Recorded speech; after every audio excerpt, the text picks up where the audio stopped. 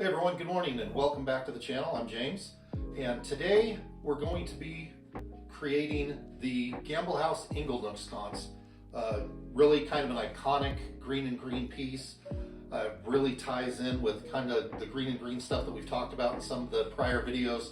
The Asian influence that Greene and Greene had to their work. As you can kind of see, the tops here of the Inglenook sconce have that look of kind of the Japanese pagoda, the Asian pagoda, with the flared ends on the roof. This piece very Greene and Greene reminiscent, as it has the cloud lifts here in the the top rails. Cloud lift on the bottom of the lower rail here. It's got the ebony pegs that is seen throughout all of Greene and Greene's work. So we've got all the ebony plugs. In the video, I don't go into the making of the ebony plugs. There is a video on our page, so if you go back into our page, you'll see there's a video on how we make the ebony plugs that deals just with that process, because just that process itself is pretty unique and pretty not complicated, but there's several steps to it. So there's a video there if you want to see how we do that. In this video we just cover installing the plugs into the mortises that we've already put in the legs for them. So by the end of the video you'll see how we do this. A lot of CNC work on this one. The original way it was done was, same as with the other Greene and Greene stuff. I've got a lot of templates that we use with the router table. Like I said, the CNC simplifies a lot of stuff in that it can do multiple passes and multiple procedures all in one step, with being able to change the bits in between. So it makes a lot of this stuff a lot easier when I'm making 3, 4, 5 of them. This time I'm making 3 of them, so when I'm doing multiples, it's just so much easier to be able to batch cut stuff out on the CNC. But it can be done. Originally, before I had the bits for this top, the router bits that were used were just a cove bit, and then the bottom side here, that was all done with a block plane and just chamfering off with the block plane and faceting the round over part here till it got to where it could be sanded smooth to give that nice smoothed over look. So you'll see the way I do it in the video today. There's a cove bit that'll cut this, and then I have a large round over bit with a bearing on it that the piece can be fed through the router table and takes care of this round over here. So it can all be done with hand tools, with tools that you have in your shop, router templates. CNC is not necessary, but it sure makes things easier. So let's get out to the shop and take care of that, and we'll see you when we're done.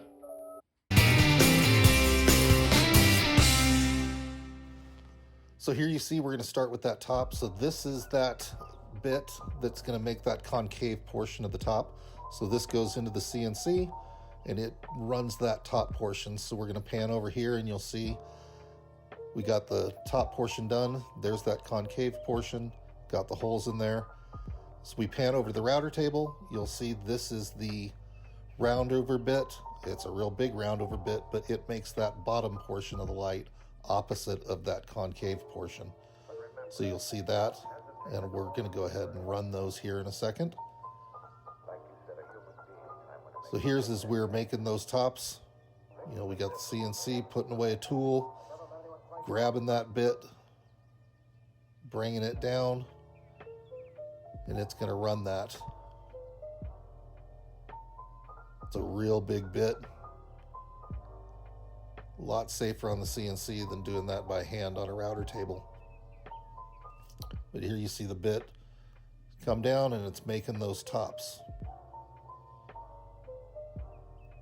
So that portion there where you see it went across there, that's real easily cleaned up with sandpaper. But it gets that top made for us. It's nice and simple and safe. Like I said, the other way it's been done is with a hand router and a jig that you would just run that across. The same way it does this, but it's almost like a flattening jig that you would have that bit in a handheld router and you would run it back and forth until you got your part. So here's where we're going to make that other portion of the top. The bottom portion opposite of that concave portion. So we're going to just run it through real slow.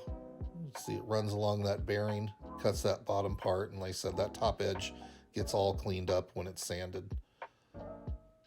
So we just slowly push that across there, get the bottom portion of that roof. There you can see it right there. You get both sides real nice. So there we've got our top, got the holes drilled in it. All good to go. So here we are back at the CNC, and this is cutting out the hanging bars that go up on top. You can see the slots there where the leather straps go through. Those leather straps attach the light to the hanging bars. So there we've got that all done. And here we're back to the CNC, and this is cutting the top rails. So we've got it pocketed out there for where glass is going to go, and then we're on to the hanging bars. So these are for the wall mount sconces. So these portions here are the part that stick out like an arm from the backing plate, which is being cut right here. So you'll see that when it all goes together. So there we've got a big pocket there. That's for the electrical on the back of the wall plate. So that mounts to the wall, and all of the electrical stuff goes inside that pocket there.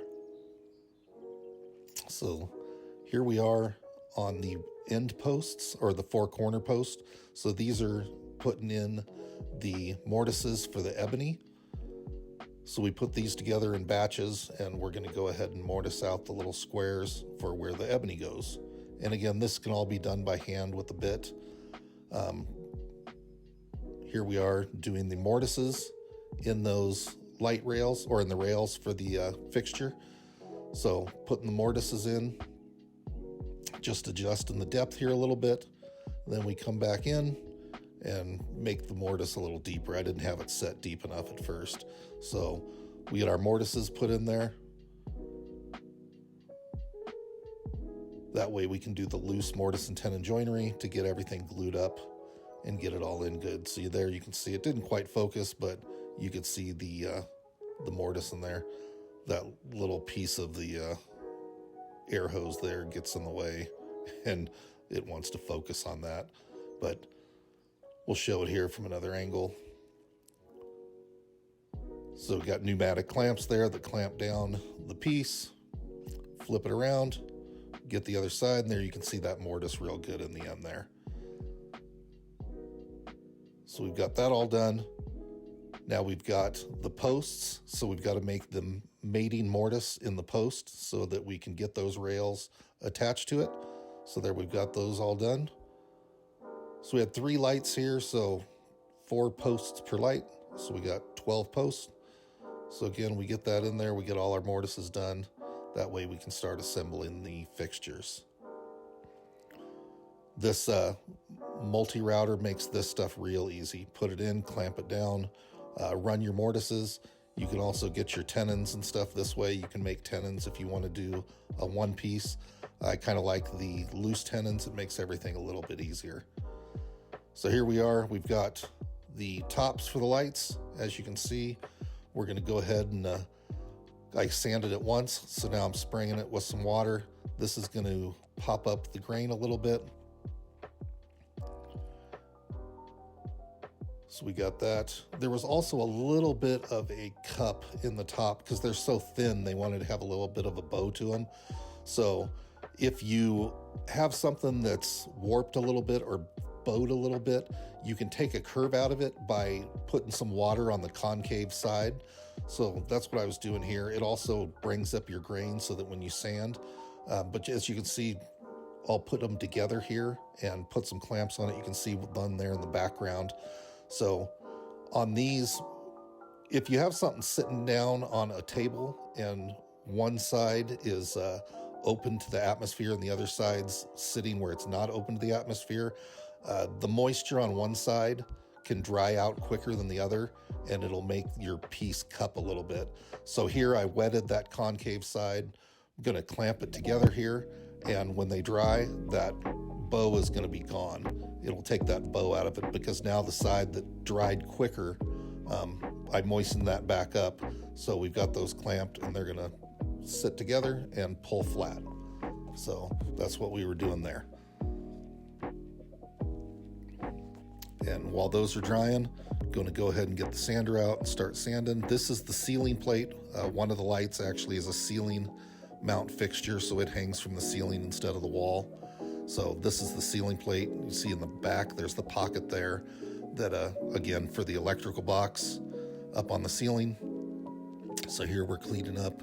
Got that end grain. Sometimes that end grain's a little harder to get the cutting marks out of, but just take your time and you'll get it out of there. So that gets all cleaned up. Clean up the edges. One thing about Greene and Greene stuff is it always has a real nice round over on all the edges. Everything looks like it's been aged and worn, and everything's rounded over. There's no sharp corners on everything. So here are the wall mounts. So you see I just pulled the hanging bar there out of the backing plate. So this is the backing plate for the wall mount. We're going to get these all sanded. See, we've got the mortises in there for the ebony. We've got the mortise for that hanging bar to hang off of it. On the hanging bar, on the hanging bar portion, you can see the slots in it for the leather straps to go through it, and the hole in it where the electrical comes through to go down into the light fixture itself. So that's what those 4 slots are in the hanging bar portion there. They are for the leather straps to go through. So we're getting everything cleaned up. Again, they've been run through the table and had a round over put on them. So we get those all cleaned up with the sander there. You can see kind of going up and down and over and getting those round overs nice and clean. Hand sand those, get those corners broken down, and get a nice soft break on them. Get everything touched up. And there we have the backing plate. And again, sometimes with the end grain, you got to do a little extra work on it because that end grain will still show your cut lines on it. So make sure you put in a little time, because sometimes after you've done it, you don't see it until you get the finish on it. So sometimes it's good to take like a little lacquer thinner or something, or a little denatured alcohol, wipe it across there and see if you've got all of the sanding marks out of it or all the cutting marks out of it, because sometimes they won't show up until you put finish on. And if you've assembled the light and you get finish on, then, or your furniture or whatever it is you're putting together, and you get finish on it and then you notice the marks, it's kind of a pain to get them out. So here we are. These are the 4 posts for the corners. Here are our loose tenons. So we're going to get these glued in. You can see the way through the corner mortises there. So you can see the corner mortises there. You can see through into both of them. So I put a 45 on the back of each of the mortise or the tenons. So when you put the tenons in, they're going to mate up. We put glue on those, then the tenons mate up to each other, and they're also glued to each other.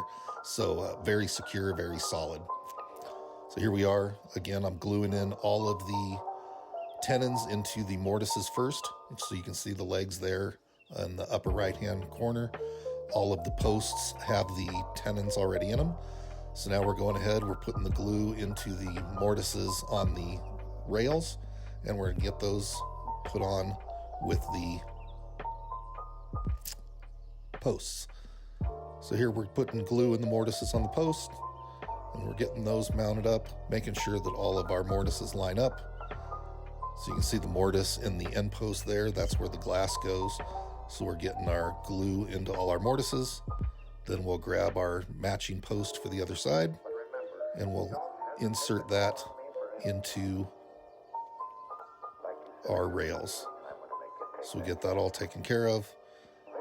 Look at it and make sure that all of our posts are lined up with our rails. Little tap to make sure that everything's good. Come over to our clamps. And again, sometimes your table saw has a nice flat surface, so to line things up and make sure that everything is lined up and even. Sometimes it is easy to use your table saw to do that. Here again, we've got these MDF kind of clamp blocks, or I don't know what you want to call them, but I use those so that the clamps don't leave marks in the wood itself, because mahogany can be a little soft. and you don't want to leave big clamp marks in it that you're going to have to sand out. So we put those in, get it clamped up, and move it out of the way and move on to the next one. So again, glue in your mortises, get that onto your tenon. Sometimes if you've got where your rail might not line up, you can just use a chisel or whatever, clean up your tenon a little bit, make a little space. That's what you saw me doing there. Get on our next rail, over to the clamps, repeat the process. So here we go, get it into the clamps, get it glued up, and on to the next one. Prep the clamps. So here we are, once we've got the two sides done, now we're gonna make it a box. So again, glue into your mortise, get that on. Make sure that your portions are lining up. Bring it back for the other one, and then we got our lower rails to do. Again, glue into the mortise, get those rails on. Got a little squeeze out there. Oops. It's okay. Easy to clean up.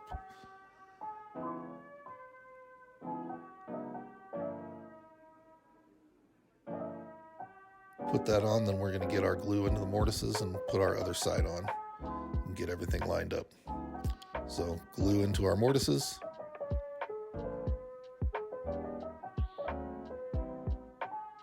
Get the glue moved around in the mortise so that it's on all of the faces, so when the tenon goes in, it's making contact on all sides and all portions. Now we take our other side, get it into our mortises, get the tenons in there, and there we go. We've got the box. Again, make sure that everything is lined up, all of our rails are lined up, because that top's got to go on there and sit nice and flush. So we get that all put together. And again, back into the clamps. Now we've got everything lined up.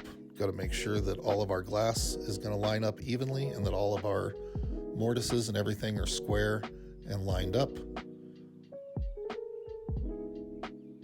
A little tappy to make sure that we're good. And then into the clamps. So get this set down, get this side clamped. Then we flip it up. We got our next set of clamps for the other side. Got to make sure that we're glued nice and secure. Plenty of room for the clamps. Again, using those clamping pads to keep everything from denting the lumber. And there we go. All glued up. So here we are. We're going to go ahead and assemble these and get them together.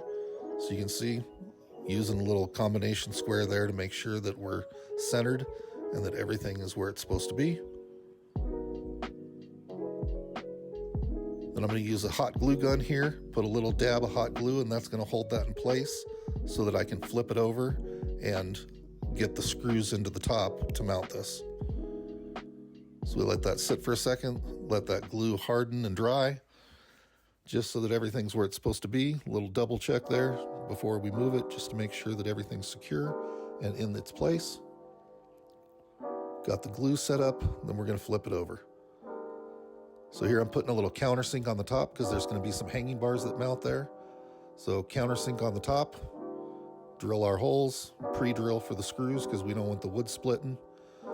So I had a smaller drill bit, made that, then a little bit bigger one. And now we put in our screws.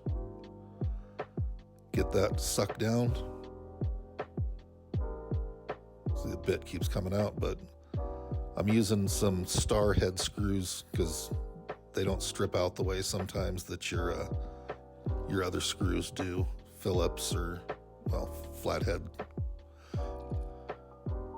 Here, just touching up the edges, getting a little soft edge on those, touching everything up so that it's nice and smooth. Like I said, after you wet it, it raises the grain a little bit, so we want to touch all that up and make sure that it's nice and smooth for the finishing process. Here we are, you see the hanging bars here, so we're putting these hanging bars on.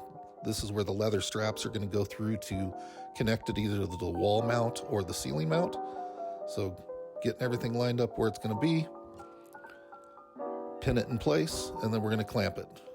The glue on there is more than strong enough to hold once it dries. So we just put those little 23 gauge pin nails in to hold it in place. Then we put our clamps on and set it off so that can dry.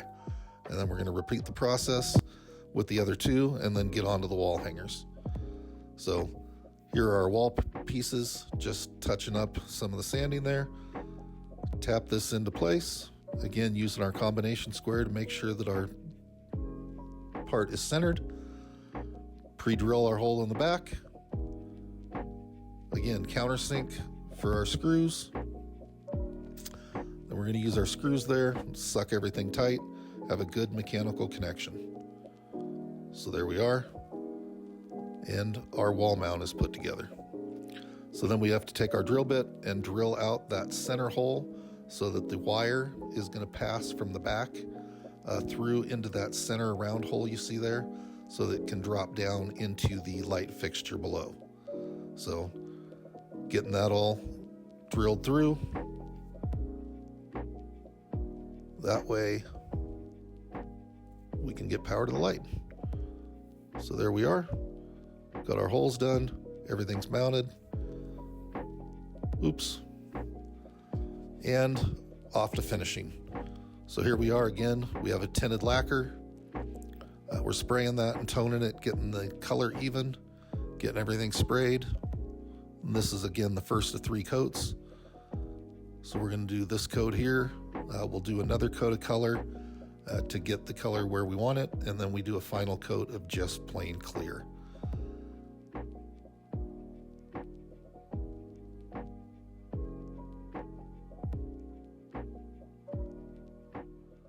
That's one of the nice things about adding the color to the lacquer, is you can build your color slowly to get the exact color you want.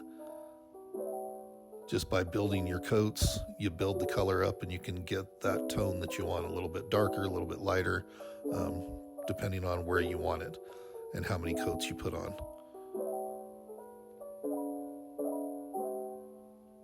So we got the first coat. You have the ceiling plate closest to us, and then the wall plates on the other two. So here are our actual fixtures. I had already had it upside down and sprayed the other part. Now we're spraying the top, getting that all sprayed and even. So we got that all together, and now it's time for our ebony plugs. So again, I cut the plugs about 5/1000ths bigger than the mortises. I've already gone through and put just a dab of glue inside the mortises, and then we just put our ebony plugs in, tap those in. With them being just a little bit bigger than the mortise itself, as they tap in, they spread out that mortise and they fit in there real snug. So it's just a light tap. Takes a little while to get down, because with the little mallet, sometimes you're going to tap a little too hard and go a little far, and they're below the surface. Then you got to use, because they're bigger and they're tight in there, you got to use a drill to drill them out and put a new one in. But that comes with time. You get used to it and everything comes together. So here we're getting all those ebony plugs in. There's 16 per light.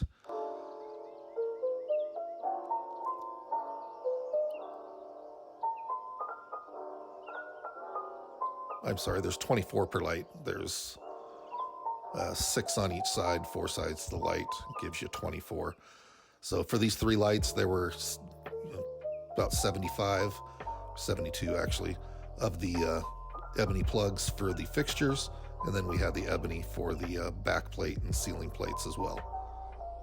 Hey everyone, so I seriously hope that you enjoyed the process of seeing me put together some of these Inglenook sconces. Again, if you've never been to the Gamble House, it's well worth the trip.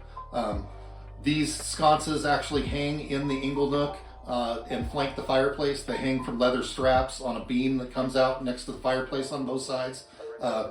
Very iconic light fixtures. Beautiful. It's one of my favorite Greene and Greene light fixtures that there is. Just the shape of it, the Asian influence, the way it brings together all of the different things that they did. Again, these are sapele, which is a type of African mahogany. A lot of the woodwork in the Gamble House is Honduran mahogany or different types of mahogany, teak. There's a lot of woodwork there. So do yourself a favor, take a tour at the Gamble House if you're here in California, or if you're ever visiting Pasadena.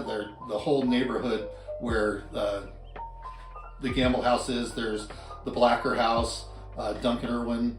There's a bunch of houses there. Not all of them you can get into and see because they're still private residences, but you can drive through the neighborhoods and see the exteriors of some of Greene and Greene's most beautiful work. And then the Gamble House has tours daily. So you can take all kinds of tours. On the weekends, they have specialty woodworking and joinery tours where you can see the way the house was put together and see some really impressive details of how it was built. When you consider it was built, right at the turn of the century, there's some pretty amazing stuff that went on there. So again, like, subscribe, hit the little bell to get notified when our new videos come out. I'm going to be starting a series here coming up. I just got a commission for a Freeman Ford serving table, which is one of Greene and Greene's serving tables at the Ford House. It's got like a 7-foot top that overhangs the lower portion of the serving table. It's a very cool piece.